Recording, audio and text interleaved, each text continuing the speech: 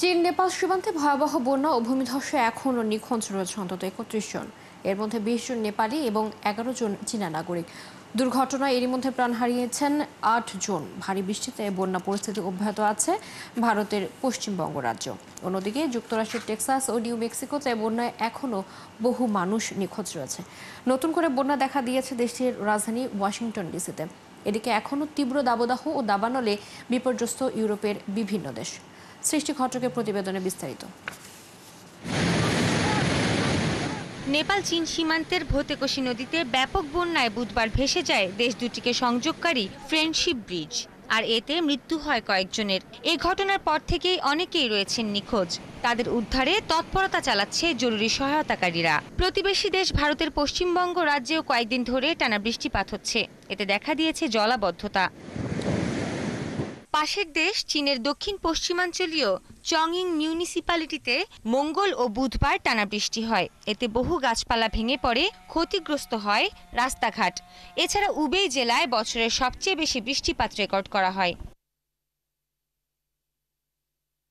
তবে সবচেয়ে বৈরী আবহাওয়ার সাথে লড়াই করতে হচ্ছে যুক্তরাষ্ট্রের টেক্সাস অঙ্গরাজ্যের বাসিন্দাদের। এরই মধ্যে বন্যায় নিহতের সংখ্যা শতাধিক, নিখোঁজ ১.৫ শতাধিক। নিখোঁজদের সন্ধানে এখনো অভিযান চালাচ্ছে উদ্ধারকারীরা।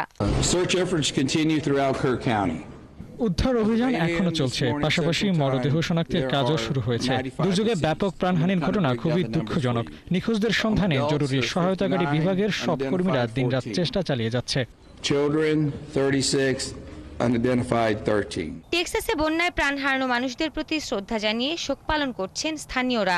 অর্ধনমিত রাখা হয়েছে পতাকা। বন্যায় দেখা দিয়েছে দেশটির নিউ মেক্সিকো অঙ্গরাজ্য ও রাজধানী ওয়াশিংটন ডিসিতেও।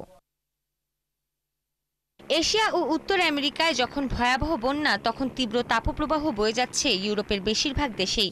দাবানলে জ্বলছে ফ্রান্সের মার্সেইজ, স্পেনের কাতালোনিয়া ও গ্রিসের অরোপোস অঞ্চল।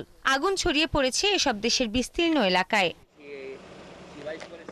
এছাড়া তুরস্ক ও সিরিয়ার লাতাকিয়া প্রদেশেও ছড়িয়ে পড়েছে দাবানল। বিশেষজ্ঞরা বলছেন, বৈশ্বিক জলবায়ু পরিবর্তনের কারণেই বিশ্বজুড়ে বাড়ছে প্রাকৃতিক দুর্যোগ। সৃষ্টি ঘটক, ৭১।